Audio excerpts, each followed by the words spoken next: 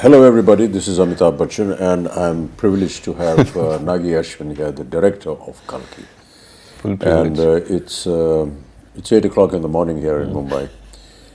And I've just come back at about 3 in the morning after seeing Kalki for the third time. And just cannot explain the wonder and the experience that all my friends, we watched the film again. And so I thought that there are many aspects of the film, Nagi, which a lot of people put questions to. And in my mind also there is a lot that comes to me when I think about Kalki. Explain not just to me but to the audience in general how you thought of. When we spoke to Priyanka and Sapna, they said, after the last film, they waited and asked you what you're going to do next, and you said, I don't know. And almost after a year or so, you went to them and said, I have something. And after that, Priyanka was saying that after hearing it, I couldn't sleep for a couple of days. And then she rang up Sapna and said, we have to start getting to work on this. So, what went through your mind and how did you conceive this? To be very honest, sir, I thought this story would be probably one of the last films I'll ever make. Like, I thought this would be my retirement film. But and we won't let you do that. Yeah, and I had like a smaller story, maybe something that was not as ambitious as this, that I wanted to start off with, and somewhere along the way, like those few months after Mahanati, I was coming across either articles or like some sort of videos about the Chiranjeevis or about some sort of a Mahabharata connect, and I was even seeing some articles where I was seeing that maybe some production houses in Bollywood were starting to think about Mahabharata or Ramayana and all of that at that time, and I had this story, I had a germ of this story already by then, and I was like, okay, so maybe it's time to bring this out of hibernation.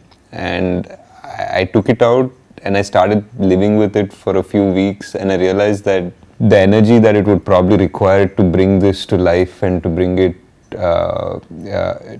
it in front of people was something that I probably had now. And I don't think, to be honest, me, Swapna or Priyanka fully knew what we were getting into when we had that first narration. That's what they also said, they suddenly realized, oh my God, we need to start working on this now if this concept and this dream has to fructify.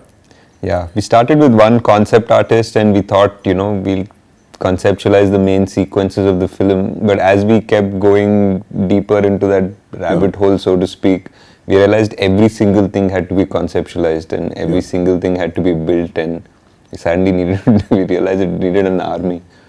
Yeah. You showed me a photograph of Ashwatthama, who has aged and is now fighting Bhairava. Yeah. Fighting Bhairava. And for someone to have had that kind of a visual in mind, and then to be told about the title, Kalki, and 2898 AD, and I couldn't understand that. So, maybe you could explain for the benefit of the audience.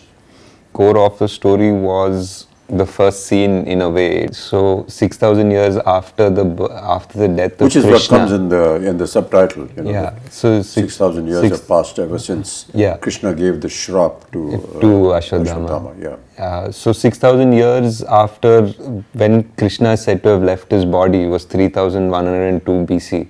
So to speak. So exactly that would lead up to 2898. The story of Ashwatthama happens after the 18 days of the Kurukshetra. Yeah. It happens at the very end, like after the victory, after everything. This is probably 18 days of the war for Kurukshetra. Yeah. After the 18 days of the war, this is the last thing that happens in the Mahabharata, so to speak. The most important confrontation between the Pandavas and the last Kaurava, so to speak. Yeah. So I felt that this was the ending of this story, sort of, but it's also the beginning of another story. Yes. and it doesn't finish. Like I feel it's not finished. We just, even in the Mahabharata, for what I have read, it just is like Ashwadama is cursed and he walks into the woods. Like he leaves Krishna and Bhima and everybody aside and he walks into the woods. We don't know what happened to him. So that's like a starting of a story. Now I wanted to know, like, if this man is cursed and he has been witnessing this entire Kali Yuga, like that's the most interesting thought process. Like, because he is this ultimate warrior, but he's not interfering in the events of the Kali Yuga because he has a larger purpose. So I felt that it was audacious in a way for me to attempt to think that I'm finishing something that was left in the Mahabharata, but I was like, nobody's done it yet, so let's give it a shot. Yes. But why did you think like this, that I want to know what happened after that? Because in a sense, the Mahabharata ended at the end of the war after 18 days. Krishna gives disgust to Ashwatthama, end of matter. Yeah. But you said you thought, okay, what happened after that? I had really loved this dialogue in that first scene, sir. What we did, like after Ashwadama says, kill me now, I'm ready. Yeah. And then Krishna says, no, death is not a punishment. And then we have a wide shot of this battlefield with hundreds and thousands of people who are dead. Yes. And that, for me, even when I was writing it, that just felt like it had a deeper meaning. It feels like, Mahabharata has killed millions of people, but Krishna right now is standing there and saying, death is not your punishment, having to live is your punishment. That just meant like maybe there is a whole karmic level to this whole thing. Mm-hmm. And for Ashwadama also, I felt that anger, like though he was very cruel in that particular moment, that anger was justified because he just felt that his father was killed very unjustly. And his father was a great warrior and he was killed in the most unjust way.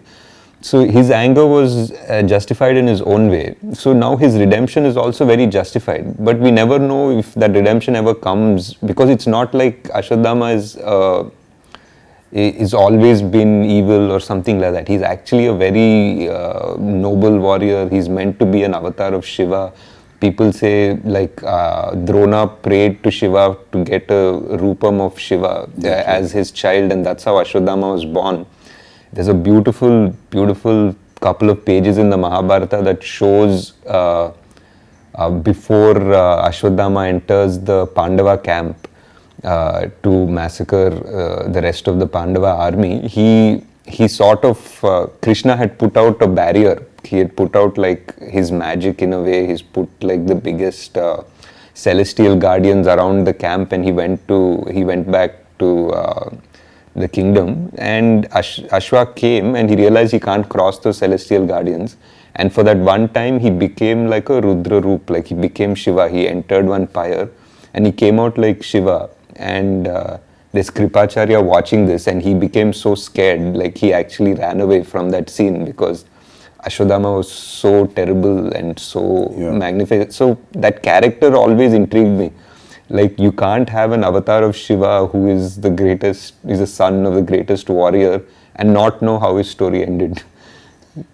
So that was the point of evolution of the idea and thought of how to continue with this. Yeah. And he wasn't also like the most popular Mahabharata character, because from what we've usually exposed to in serials or books or anything, we know about the main ones. We rarely know much about Ashwadama, but I feel he was multiple times capable of destroying the Pandava army if not for Krishna.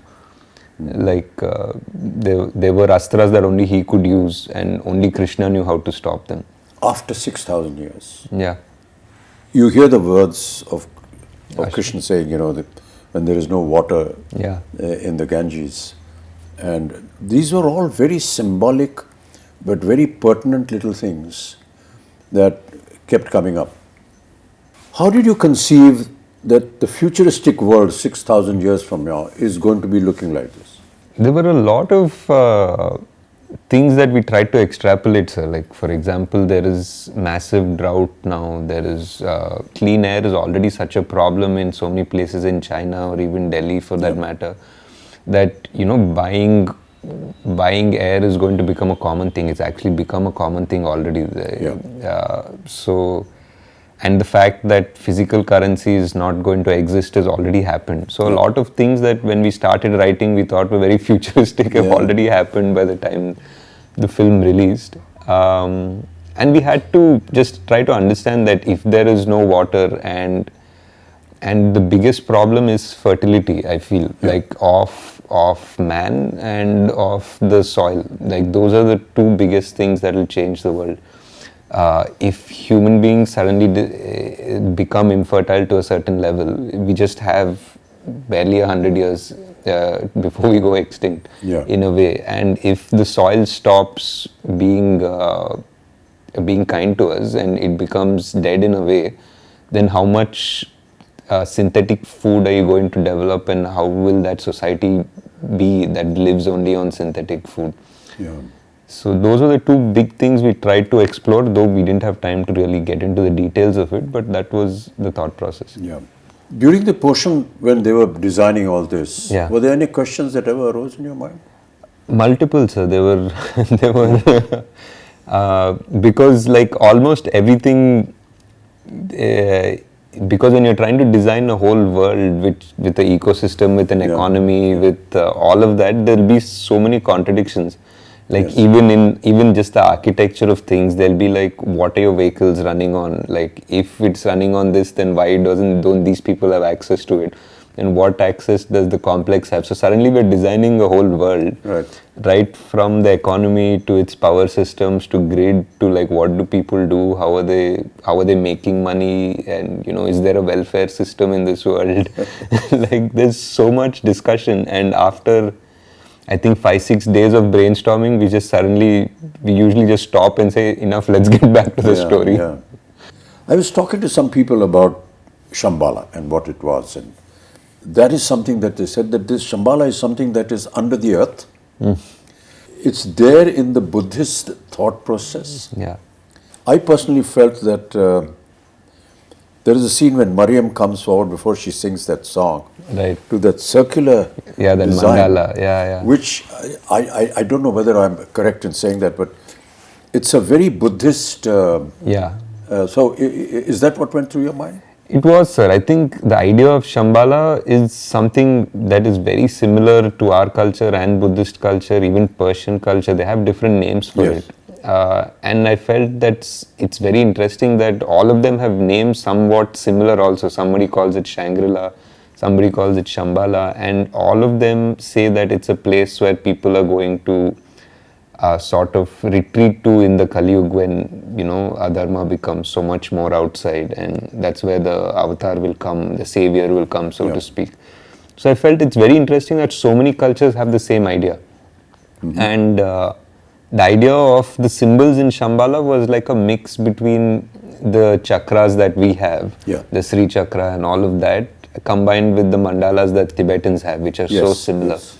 So that was that. We just wanted to find, I think in the production design discussions that we were having, we were always trying to see like how culture would be amalgamated in 6,000 years. It wouldn't be like sharp lines between cultures and traditions.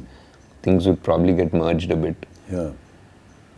But it's, you know, it amazes me how one person's brain could have designed and thought of all these things. I couldn't have, sir. There was a production designer, Nitin Zihani. We had multiple meetings.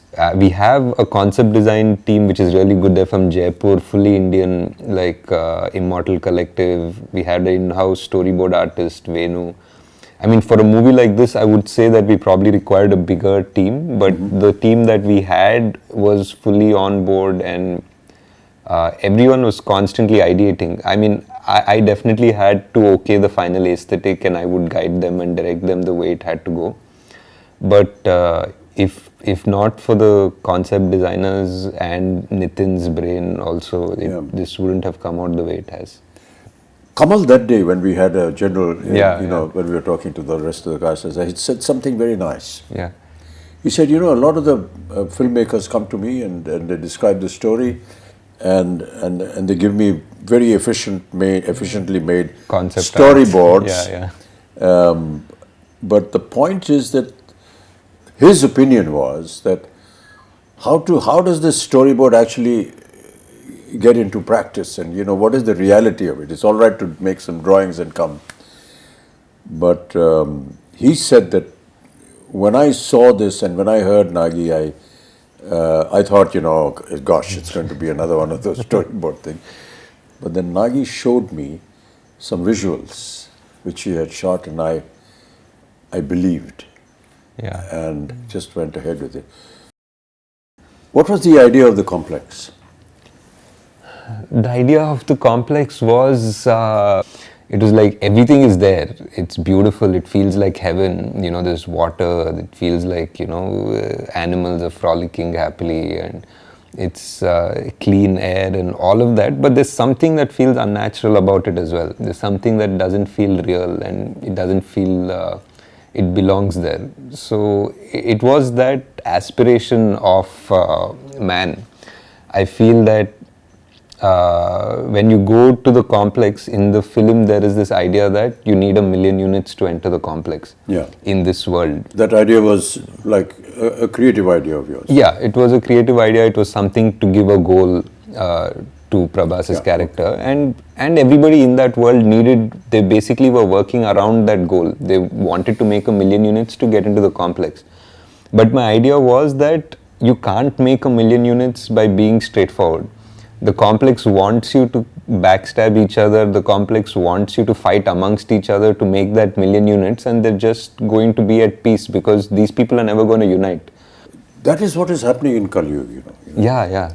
This whole backstabbing and everything, everyone wants to grab and go on to the top, Correct. That famous story about all of us, we're all like cockroaches and everyone wants to go up, and reach the top of the lid of the bottle where they're in.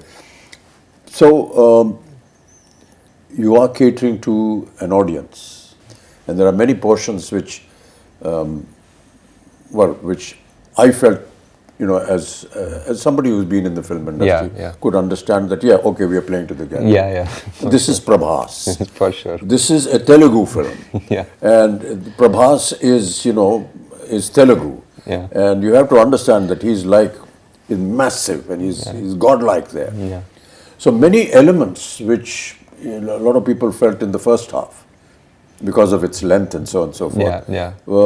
At times they were not able to understand, or say, come on, let's get on with the story. Yeah. But the fact is that it's like an intro to the hero of the film, but not just the hero of the film, but also the hero for the Telugu-speaking nation. Yeah. And that is something that people perhaps overlook, but we have to give it to them. At the same time, giving out to the audience, I've never lost a fight and I never will. Yeah. Which are actually Krishna's words. Yeah. And you've given it to Prabhas, to Bhairav. Yeah. True. But the point is that for the common language that the Telugu nation that is gaga over Prabhas, it has an alternate meaning as well. Also. Yeah. And that is, those are the claptraps. Yeah. So I just felt it was a wonderful amalgamation of playing to the gallery, yet not entirely submitting yourself to them. Yeah. It was a tricky line, sir, for Yes, sure. Yeah, that's a very thin line. Yeah. I mean, I would love to go and sit in a theatre in Hyderabad and sit with this Telugu-speaking audience when they're seeing this, because they must be going wild when they see Prabhas saying this, and all the comic interludes that he has, and they had wonderful little snippets, that she comes out with, which are valid for the film, yet extremely valid for the common man. I mean, how did you think of that? Like you're saying, it's a very thin line, sir. Like, there were a few things in his intro, for example. Yeah. Like, I think a new audience from Paris wouldn't make anything of it. Yeah. Because there's a hologram that is glitching. It says possible rebel, 5-star bounty. Yeah. And then it just glitches just for a moment right next to Prabhas and says rebel star for like an instant. and that's a claptrap for sure. yes. And but for anybody on the outside, it doesn't make any difference. It was hard to design something like that. And there was something also where Bujji says, even I have some fans, and Bujji says, yeah, you have a rebel fan. Yeah. and again, for another audience, it doesn't make any difference because he was a rebel. We established right. that. No, that's what I felt. It was a brilliant amalgamation of playing to the gallery playing to the audience in Hyderabad, yet not moving away Yeah. from the concept of the film. Yeah. The concept of fertility, Yeah. was that a story imagination, or is there some kind of a link? It was a bit of a story imagination, sir. It felt like in the Kali Yuga, like what is the last thing that can be taken away from us is the gift of life. People's morality and this and that and everything. And the last thing that would die is the actual gift of life, like whether it is food or whether it is the chance that we procreate and make and continue our species. So just the fact that, that there was a dialogue which said that I will be born in the last womb of the Kali Yuga. So that was there in one of the earlier drafts, and it felt like that was the most dramatic way to introduce our savior. Yeah. And a lot of questions being asked is, how do you manage to perform when you don't have the props around you? Yeah. We really tried in this film to build as much as we could, sir. Like whether it was the off sector where there was desert and the truck and everything, or Shambhala, the bridge. We tried our best to give as much, but yeah, there were definitely sequences where it was just a blue screen. And Yeah. We all know that, Indian cinema works on poetic justice. yeah. And I keep quoting this from my father, who used to watch a film during his last days every evening, and I was asked to ask him, what is there in watching a film? So he used to say that, I get to see poetic justice in 3 hours. So during the length of the film, at the end of the film, there's poetic justice. To bring that kind of poetic justice yeah. in Kalki, in the Mahabharata, is it going to be factual? Is it not? I mean, this we will discover in part 2. But did it ever cross your mind that, there has to be this aspect of poetic justice in the film? Definitely, sir. I think so. I think Ashwadhama's character itself is that idea of poetic justice. The way his character starts and the way it needs to finish. Yes. Yeah. There are many little things which, which were done and shown in the film. Yeah. But its essence was actually realized by the audience. Yeah. It's like Sumati's Agni Pariksha, in a sense. Yeah. Which was so beautifully done. Yeah. And we talk about Agni Pariksha, but we never visualized that it could be like this. Yeah. And you have the carrier of the next avatar go through this Agni Pariksha, which you show Sumati walking through this, ball of fire, and nothing happens to her. Yeah. Whereas when the fighters go through it, it just burn up. Yeah. So, what was the thinking behind that? That is definitely one of my favorite sequences in the film, because it also parallelly brings in all the 3 characters. Like it brings in It's a kind of a chastising of Sumati, in a sense. Yeah, in a way. And Ashwa realizes at the same time, Bhairava at the same time. And for me personally, it was the reference of the Krishna and Vasudeva walking through the river in the Dwapar Yuga, like as the river parts for them. It felt like in the Dwapar Yuga, the water element parted for God to give him safe passage. And for me here, it felt that the fire element parted for God to give him safe passage. Yeah. So that was my thought process. Yeah. I mean, there were so many challenges, even from the point of view of, say, the DOP or the cameraman and everything. Yeah. You have an 8-foot giant. Yeah. And you have the rest of the cast here. Yeah. And there were so many times when we took hours, because how do you light up a place where you're going to see both the characters together? Correct. So my lighting is going to be different. Yeah. And my whole atmosphere is going to be different. My concept of looking down to talking everyone And everyone's looking up to talk to me, and how we actually managed to do that. Yeah. You know, there were times when I was having this little stick poking out from behind me and saying, my face is not here, it's somewhere up there. And it was quite amusing, but how wonderfully it all sort of... It all came together. Like how many times we had to do each shot 3 times or 4 times. Yes. Yeah. Even when I was writing, I always thought Kalki was 2 watches. Like it was a repeat watch. Like the first time you watch the film, you watch the film. And the second time you watch it with the perspective of having seen it again. So you see so many things in a new perspective almost. Yes. In a way, it's almost a new film the second watch. Yeah. So I always felt it was a 2-watch movie at the least, and it's great because I think we went for the evening show, like all of us, to see it, and on the first day, and by the evening show there were people who already knew the dialogue, so they were already watching it the second time. Yeah, I finished seeing it for the 3rd time last night. I'd really like you to just kind of summarize the whole experience before we end up talking. Yeah. Because we could just carry on, you know. For a long time, yes, sir. I think for me, it was just, it was a dream definitely to put together this world and all of the influences and the stories that I've loved, and putting it together in a world in a coherent and an understandable and enjoyable way.